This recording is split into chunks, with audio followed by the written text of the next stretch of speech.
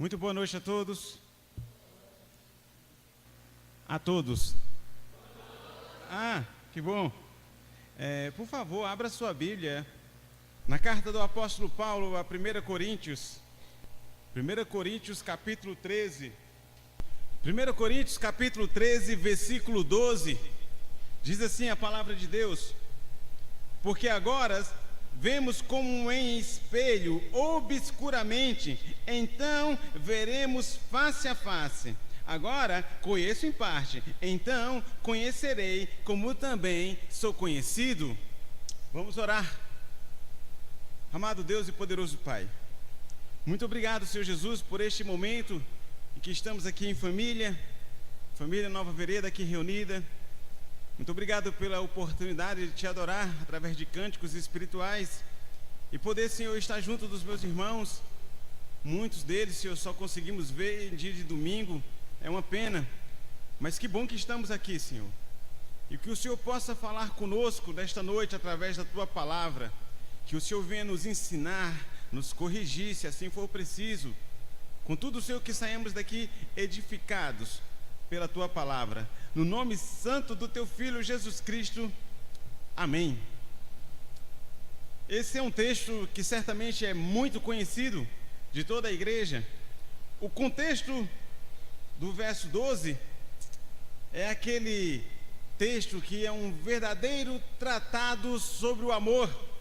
Lá no verso 1, você vai ver Paulo: ainda que eu falasse a língua dos homens e dos anjos, se não tiver amor, serei como o bronze que sou, como o símbolo que retine. E ele continua dizendo: ainda que eu tenha o dom de profetizar e conheça todos os princípios e toda a ciência, ainda que eu tenha tamanha fé a ponto de transportar montes, se não tiver amor, nada serei. E aí ele vai seguindo, falando sobre o amor, racionalizando sobre o amor, explicando o que é o amor. O amor então ele vai nos trazendo uma definição do que é o amor. E você percebe na leitura desse capítulo que o amor, segundo o apóstolo Paulo, é um amor que contradiz em muito o amor segundo a sociedade, segundo aquilo que temos visto por aí. Do verso 1 ao verso 3, ele vai mostrar que é possível grandes ações serem realizadas, mas elas serem desprovidas do amor. É possível que pessoas estejam fazendo grandes coisas, como diz aí no verso 2, ainda que eu tenha tamanha fé a ponto de transportar montes. É possível que ela faça coisas grandiosas, mas faça sem amor. Do verso 4 ao verso 7, Paulo ele vai falar sobre atitudes do amor. E claro, essas atitudes que Paulo apresenta nesses versos são atitudes que em muito contradiz aí fora a sociedade que diz que ama, que sabe o que é amor. Paulo vai apresentar conceitos, por exemplo, como o amor é sofredor, o amor é benigno, o amor não é invejoso, não trata com leviandade, não se ensoberbece, não se importa com indecência, não busca os seus interesses, não se irrita, não suspeita mal, não folga com a injustiça, mas folga com a verdade. Tudo isso está nesses versos que eu estou citando para vocês. Logo, o amor tudo sofre, tudo crê, tudo espera, tudo suporta. Então isto é um outro nível de entendimento sobre o que é o amor. Então Paulo está dizendo, em suma, nesses versos, que o amor é algo que suporta provocações sem perder o ânimo. Paulo está nos ensinando que o amor é gentil, que o amor é atencioso, que o amor ele procura ajudar os outros, que o amor ele vence a malícia. É um amor que se regozija quando a verdade triunfa, ainda que esta verdade doa, ter que dizer a verdade, ter que confessar. Contudo, Paulo nos diz que quando a verdade triunfa, o amor então impera. É um amor que sempre espera as coisas boas, e ele sempre está esperando que as coisas tenham o melhor final possível, o melhor desfecho possível. Paulo, portanto, vai dizer, se você continuar lendo esses versos, que o amor é algo permanente, enquanto os dons podem ser algo apenas transitório, apenas temporário, porque ele vai dizer nesses versos que o amor jamais acaba. Lá na eternidade nós não teremos a necessidade de dons. Você não vai precisar curar ninguém na eternidade, você não vai precisar profetizar para ninguém. Isso não precisa quando estivermos diante de Deus. Contudo, o amor é algo permanente. O amor será vivido por toda a eternidade. Não teremos necessidade de dons na eternidade, mas o amor sim é algo que vai por toda a eternidade. Desta forma chegamos, portanto, no verso 12. Porque agora vemos como em espelho obscuramente, então veremos face a face. Agora conheço em parte, então conhecerei como também sou conhecido. Paulo então vai nos mostrar uma perspectiva do amor de Deus e ao mesmo tempo ele vai pintar qual é a nossa visão sobre Deus. Então ele vai mostrar aqui duas visões que divergem bastante, porque de um lado temos um Deus com a sua visão sobre as nossas vidas, e essa é uma visão plena, essa é uma visão completa, essa é uma visão total, é uma visão que não tem dúvidas, é a visão que Deus tem sobre nós. Porém, do outro lado, temos a visão do homem para com Deus, e essa sim não é uma visão como a de Deus. A nossa visão que temos sobre Deus é uma visão que às vezes temos dúvidas, às vezes temos inquietações, perturbações diversas, quando vamos olhar para Deus. E a suma disso tudo, Paulo então, ele chega aqui no verso 12, mostrando a importância de descansarmos na certeza do amor de Deus. Então, ele vai falando tudo isso sobre amor e diz: olha, igreja, descanse no amor de Deus. E é interessante que Paulo diz que agora vemos como em espelho, no verso 12. Ora, o espelho ele tem como característica refletir a imagem daquele que se olha. Você vai diante do espelho e você então se olha e esse espelho está refletindo a sua imagem.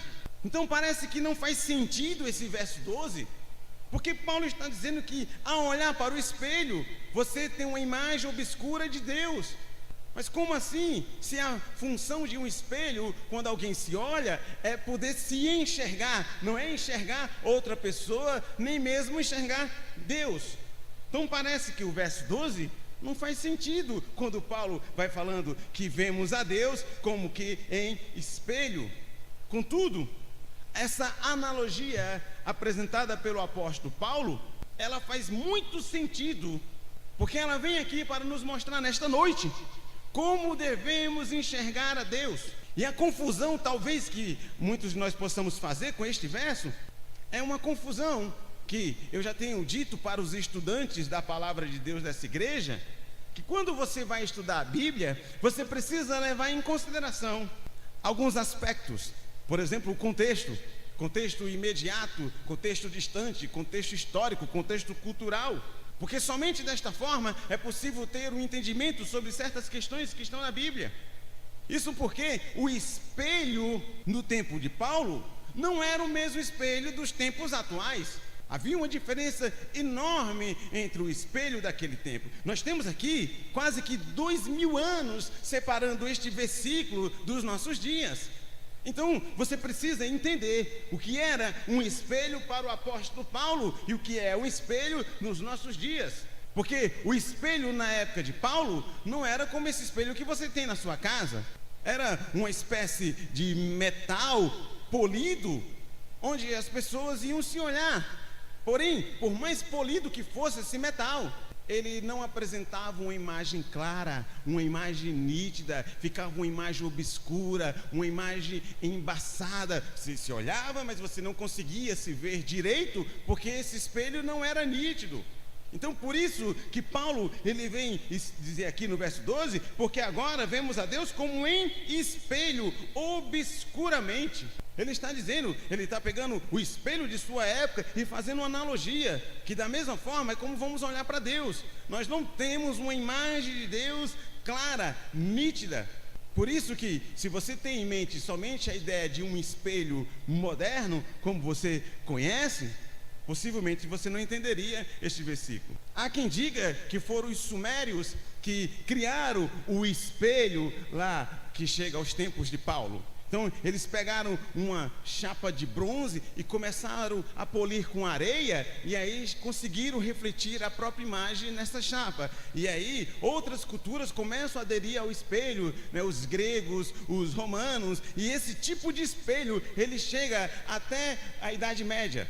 Porém, a partir do século XIV, aí alguns artesãos italianos eles vão criar um espelho com uma imagem muito mais nítida, uma imagem bem melhor de poder se ver. Só que tinha um problema, porque eles precisavam usar na mistura o mercúrio. Então esse espelho ficava muito caro, não era acessível, sem contar que as pessoas que trabalhavam na confecção desse espelho, elas adoeciam por conta desse contato com o mercúrio.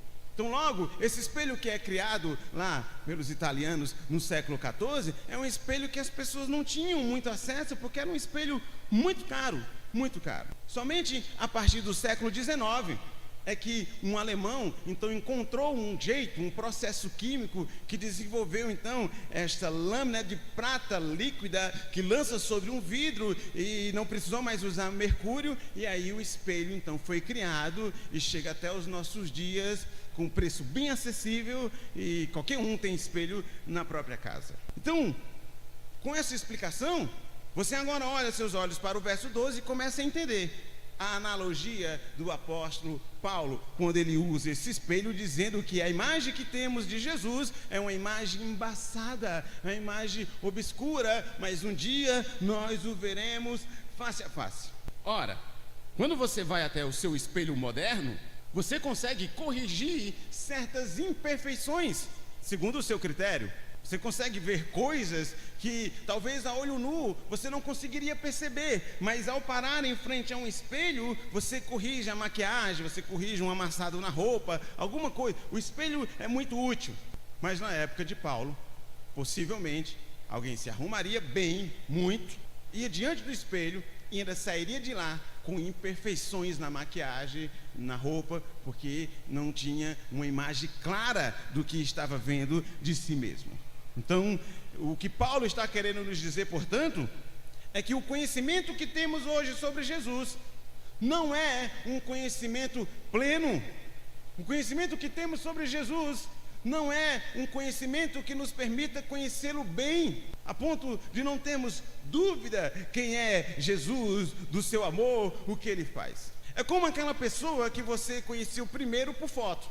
Não sei se você já viveu uma situação como essa, de conhecer alguém por foto, seja no álbum de família, seja nas redes sociais, e de repente, quando você tem a oportunidade de conhecer pessoalmente, aí você tem um choque enorme, né? Você não acredita que é esse ser humano mesmo, cara, que coisa terrível. Porque a pessoa da foto é uma pessoa muito bonita, mas a pessoa real é uma pessoa agarrada à feiura. Acontece. Então você fica frustrado, você fica decepcionado quando conhece alguém primeiro por foto, e quando vai conhecer no mundo real, essa pessoa não tem nada a ver. No caso de Jesus, é diferente. Paulo está nos ensinando que hoje conhecemos a Jesus como que de forma obscura, uma imagem embaçada, mas um dia o veremos face a face, e nesse dia, aí sim, vamos contemplar Jesus em sua beleza, em sua santidade, em sua bondade, e aí vamos ficar impactados com tudo que Jesus representa, vamos ficar assim extasiados, maravilhados com tudo o que Jesus significa. Um dia nós o veremos face a face e não teremos dúvida alguma. Logo, esse verso 12, ele vai trabalhar dois tempos: o tempo presente e o tempo futuro. Porque Paulo diz, porque agora, ou seja, ele está se referindo ao tempo presente. Então, nesse tempo presente, Paulo diz que nós temos uma percepção sobre Jesus, que será diferente do tempo futuro. Porque ele vai dizendo, vemos como espelho obscuramente, então veremos futuro.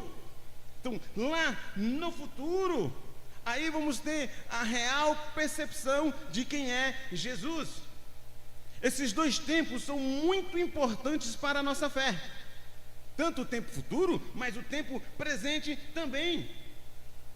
Porque o tempo presente, você não tem uma visão plena sobre Jesus. E saiba que essa limitação é totalmente humana. É a nossa mente que não é capaz de compreender neste tempo plenamente a Jesus. Tanto que, lá na ressurreição, a Bíblia diz que teremos corpos transformados em uma mente transformada.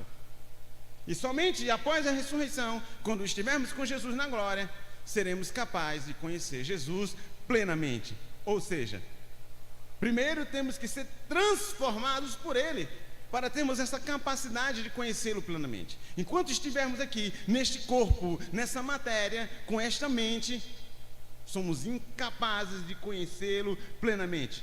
E é por causa disso, desta limitação humana, que muitos chegam a duvidar, que muitos chegam a reclamar, que muitos chegam a se portar numa postura contrária àquilo que se espera de Jesus.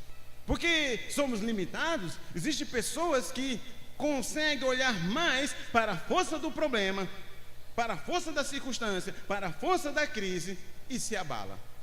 Porque muitas vezes não consegue olhar para o problema que está vivendo e ver Jesus plenamente. Porque a imagem que ela tem de Jesus é uma imagem embaçada. Às vezes ela olha somente para partes do espelho que não está bem polido. E aí só vem aquela coisa que não fica muito claro o que é. Então ele entra em pânico, porque ele começa a duvidar de Deus. Será que Deus mesmo vai me livrar dessa situação?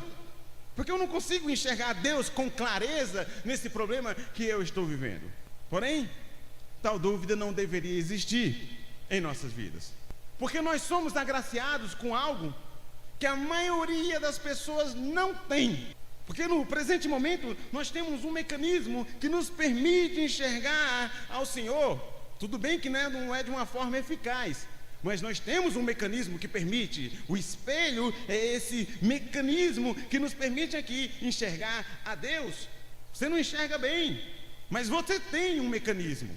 Você tem algo que te permite olhar e ver Deus lá, ainda que você não veja com clareza Deus na sua situação, ainda que você não entenda, mas é Deus mesmo, é Deus, mas por que Ele não está bem claro nessa situação?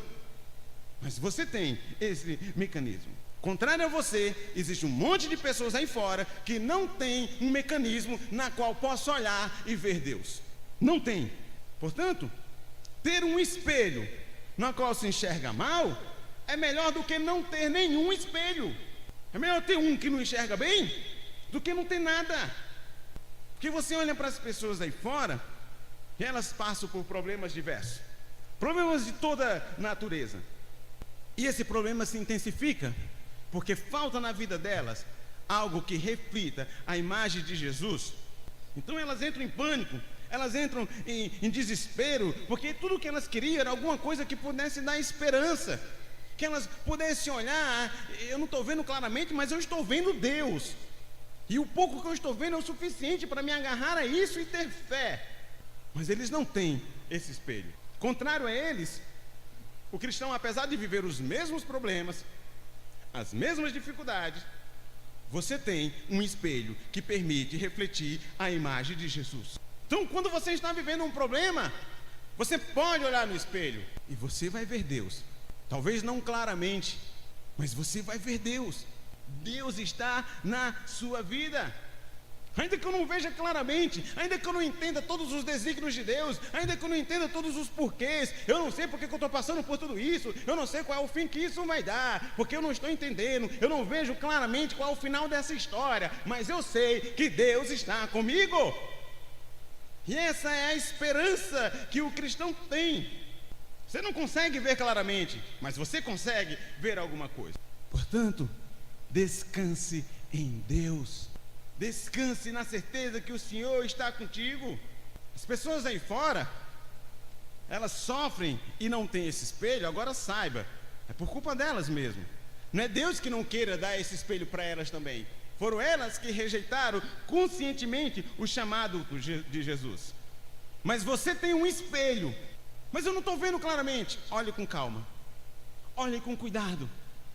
Deus está lá. Deus está na sua vida. Deus está com você, ainda que você não entenda bem essa situação, ainda que você não veja claramente, ainda que você não saiba o final de certas coisas, mas é certo, Deus está na sua vida. É porque tem crente que só quer olhar para o lado obscuro do espelho, o lado que não está polido. Mas eu não estou vendo Deus aqui, nessa parte eu não vejo, mas Deus está. Deus está. E é nisso que você tem que descansar. Aprenda a viver o presente momento, sabendo olhar para o espelho. Aí Paulo vai dizer que hoje nós vemos em parte, mas um dia nós veremos face a face. Ou seja, toda dúvida que você tem hoje, um dia você estará na presença de Deus, na presença de Jesus, e todas as coisas serão explicadas. Você vai entender o porquê de cada coisa que você viveu, que você passou, por que teve que passar por isso. Porque um dia você o verá face a face. Hoje conhecemos só em parte, mas você vai conhecer Jesus plenamente. Mas é porque eu só conheço em parte, e é neste ponto que a fé é desafiada. É nesse ponto que a confiança é colocada à prova. Então nós nos tornamos inseguros, nós nos tornamos duvidosos. Mas por favor entenda de uma vez, você é um privilegiado, porque você enxerga algo que a maioria das pessoas aí fora não pode enxergar, elas não conseguem enxergar. Elas estão desesperadas, elas estão angustiadas, elas estão sofrendo a escassez, elas estão sofrendo a solidão. Tem gente tentando o suicídio, tem gente conseguindo o suicídio. Tem pessoas que no desespero se endividam mais ainda. Pessoas que destroem o próprio casamento, que faz escolhas erradas, que tomam decisões erradas. Tudo isso porque não tem um espelho que mostra, ainda que de forma embaçada, mas mostra a imagem de Deus. Você tem esse espelho. Deus está na sua situação. Deus está na sua vida. E aí Paulo diz, um dia veremos a Jesus face a face. É o tempo futuro. É o tempo que Paulo aborda nesse verso, tempo futuro. Se hoje você vive situações que não te permitem ver claramente, descansa em Deus. Um dia você vai entender todas as coisas. Um dia você vai ter todas as explicações que você precisa. Você vai olhar para Jesus e vai vê-lo face a face. E é bem melhor conhecer alguém face a face do que conhecê-lo por fotos, do que conhecê-lo numa câmera, numa rede social. Quando você conhece face a face, você tem a real impressão de quem é aquela pessoa. Quando você conhece à distância, você pode ter dúvida. Você conhece por foto, você tem dúvida. Mas face a face te permite tirar a real impressão de quem é essa pessoa. E um dia você vai ter a real percepção de quem é Jesus. Você vai ver a beleza de Jesus. Você não vai ficar decepcionado como naquele exemplo da foto. Você vai ver que Jesus é infinitamente melhor do que toda e qualquer impressão que você tenha dele hoje. E o legal deste verso, porque agora vemos como em espelho, obscuramente, então veremos face a face. Agora conheço em parte, então conhecerei como também sou conhecido. No hoje, Paulo diz, um dia eu vou conhecer a Jesus, da forma como ele me conhece hoje. Eu não acredito que você escutou isso e não rolou um glória a Deus por isso. Porque o que Paulo está dizendo é que Deus te conhece hoje, totalmente, plenamente. Claro, que lá no céu não conheceremos Jesus exaustivamente. Conheceremos plenamente. O conhecimento que teremos de Jesus lá é um conhecimento que vai nos satisfazer. Estaremos realizados. Exaustivamente, não. Não tem como, por mais transformado que você seja, você conhecer a Deus exaustivamente, você esgotar todo o seu conhecimento sobre Deus. Você vai viver toda a eternidade e ainda não vai conseguir conhecer Jesus de forma exaustiva. Mas é plenamente. E o que Paulo está dizendo é que hoje o Senhor nos conhece plenamente. Ele nos conhece na nossa totalidade, mas também nos conhece plenamente. Deus conhece tudo sobre você. Deus te conhece mais do que você mesmo. Se você acha que se conhece bem, Jesus conhece coisas da tua vida que você não conhece. É Ele que sabe quantos fios de cabelos você tem. E você não sabe isso sobre você. Jesus sabe o que você necessita diariamente. E foi Ele quem garantiu que nós temos um valor maior do que as aves do céu, do que os lírios do campo. E que se Ele alimenta todos os dias as aves do céu, se Ele veste os lírios do campo, muito mais valor você tem e muito mais Ele fará por você. A dúvida que paira hoje é porque não confiamos nessas promessas, porque não conseguimos ver hoje claramente. Só olhamos para o lado obscuro do espelho, para o lado embaçado do espelho, e por isso ficamos duvidando. Jesus te conhece muito bem e Ele não se aparta de você. Eis que estarei convosco todos os dias, até a consumação dos séculos. Não duvide, olhe para o espelho. Eu não estou vendo bem, mas eu estou vendo Deus, e se Deus está lá, Ele vai cuidar de mim.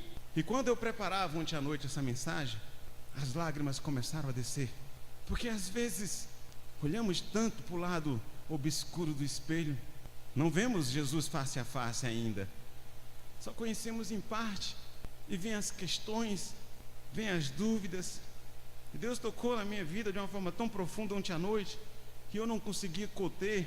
E eu ficava pedindo: Deus, não deixa ninguém entrar nesse escritório, não deixa minha esposa nem os meninos, porque até eu explicar porque eu estava chorando daquele tanto. Porque Deus é como um pai que vai ensinar seu filho a andar de bicicleta. Então o pai, ele chega para o filho e diz: não se preocupe, você não vai cair. Está aqui as rodinhas que eu coloquei na sua bicicleta. E o filho então começa a pedalar, e mesmo assim o pai vai segurando na bicicleta com as rodinhas. Aí chega um momento que o pai diz: olha, meu filho, eu vou tirar essas rodinhas, você agora vai começar a andar sem as rodinhas. E o filho diz: não, papai, não faz isso porque eu vou cair. Aí o pai diz: não se preocupe, eu vou estar segurando na bicicleta, você não vai cair, confie em mim. Aí o filho começa a pedalar e o pai vai segurando, ele vai dando o equilíbrio para esta bicicleta. Aí o filho vai animado, vai feliz, e quando o filho olha para trás, ele já percebe que o pai já não está mais segurando a bicicleta. O pai continua correndo atrás da bicicleta, mas já não está mais segurando na bicicleta. E o filho fica sem entender como é que foi que o pai teve a coragem de deixar isso acontecer. Mas o filho vai no embalo, ele vai pedalando. Porém, talvez o excesso de confiança leva o filho a cair. E quando o filho cai, o filho chora. Ele se machucou, ele está ralado. E quando ele está lá chorando, o pai chega, abraça e o anima. Meu filho, é assim mesmo, cair faz parte do processo de aprendizagem de andar de bicicleta. Mas vai ficar bom, você vai sarar, papai vai colocar remédio, você vai ficar bem. Semana que vem a gente volta aqui e vamos tentar tudo de novo. Até que o filho começa a andar. E o pai grita: vai, filho! Você consegue, pedala, não para. Esse filho vai crescer. E quando ele cresce, ele olha para trás. Ele lembra de todo o processo doloroso de aprender a andar de bicicleta com seu pai. Mas este é o momento do face a face. Este é o momento em que o filho, olhando para trás, lembra de tudo, mas agora já adulto, olhando para o pai, ele entende tudo aquilo que ele viveu. Ele começa agora a entender a real intenção do pai. Ele lamenta de ter duvidado das intenções do seu pai. Talvez lá na fase da infância, ele questionou o pai. Ele ficou chateado. Como é que ele tira as rodinhas? Ele está querendo que eu caia. Como é que ele tem coragem de soltar a bicicleta e me deixar indo sozinho? Mas agora, no face a face, na fase adulta, ele entende por que o pai fez todas essas coisas. Ele entende como foi importante o pai segurar na bicicleta, mas entende como foi importante o pai ter soltado a bicicleta. Apesar da queda, ele se machucou, mas ele aprendeu a andar. E o filho começa a lembrar que quando o pai soltou a bicicleta, mas o pai não parou de correr atrás da bicicleta, dizendo: filho, continua, não se preocupe, eu estou do teu lado, eu estou contigo. E quando o filho caiu, ele lembra que na hora que ele cai, o pai vem e o abraça. Eu estou aqui, filho, você se machucou, mas eu estou do teu lado. E é nessa hora que o filho ama o pai, abraça o pai e reconhece como foi importante todo o processo para aprender a andar de bicicleta. Esse pai é Deus. Deus está nos ensinando a andar de bicicleta. Enquanto Ele ensina, nós não entendemos o processo. Às vezes questionamos métodos de Deus. Achamos que é seguro ficar com as rodinhas. Para que Deus vai tirar as rodinhas? Aí diz, não, vai, eu seguro. Mas Ele vai lá e solta essa bicicleta. Como é que Deus me deixa numa situação dessa? Como é que Deus me deixa passar por isso? Mas Deus não parou de correr atrás da bicicleta. E se porventura você cair, Deus é aquele pai que te abraça e diz, não se preocupe, eu vou curar essas feridas. E você vai aprender a andar de bicicleta. Um dia você vai estar face a face com Jesus. Você vai entender por que foi que Deus te ensinou a andar de bicicleta da forma como Ele te ensinou.